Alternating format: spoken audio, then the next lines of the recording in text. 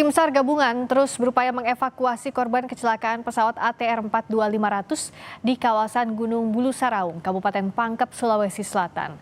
Medan pegunungan yang terjal serta kondisi cuaca yang berubah-ubah menyulitkan evakuasi jenazah korban.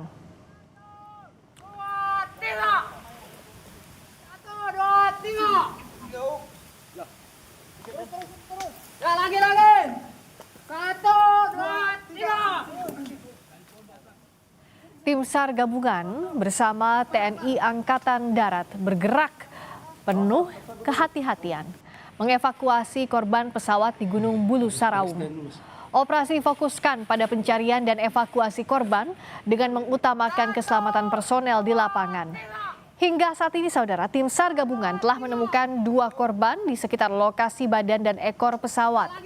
Proses evakuasi dilakukan melalui jalur darat dengan teknik mountaineering mengingat keterbatasan akses udara akibat angin kencang dan kabut tebal di kawasan puncak Bulu Saraung.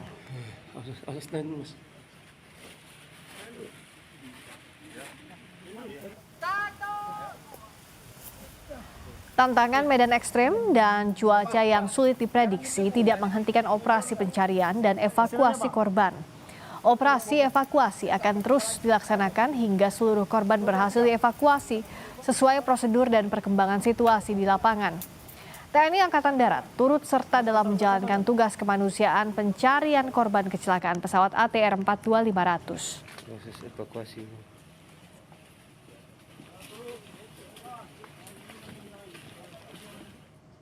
Keluarga kopilot Muhammad Farhan Gunawan yang pesawatnya jatuh di Pangkep, Sulawesi Selatan menyebut jam pintar atau smartwatch milik Farhan masih sempat merekam aktivitas jalan kaki meski pesawat telah jatuh.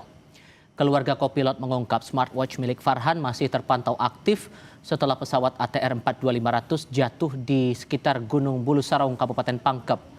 Perangkat elektronik itu bahkan terpantau merekam adanya pergerakan langkah kaki sebanyak 13.647 langkah. Data pergerakan itu terpantau dari ponsel Farhan yang terhubung dengan smartwatch miliknya.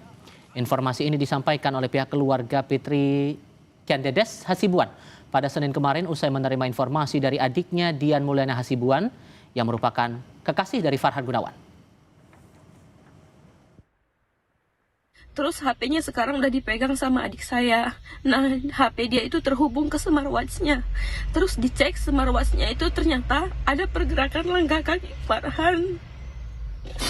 Dari pagi jam 6 ada berapa langkah, terus ditambah lagi jam 10 sampai malam juga ada.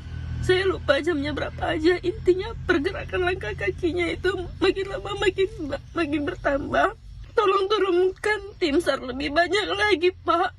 Yang nantinya semua barang yang berhubungan dengan perlengkapan pribadi akan kita serahkan kepada keluarganya. Kalau memang korban dinyatakan meninggal dunia.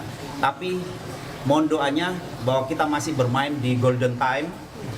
Kita berupaya dengan situasi yang ada, kita ingin menemukan korban dalam kondisi hidup.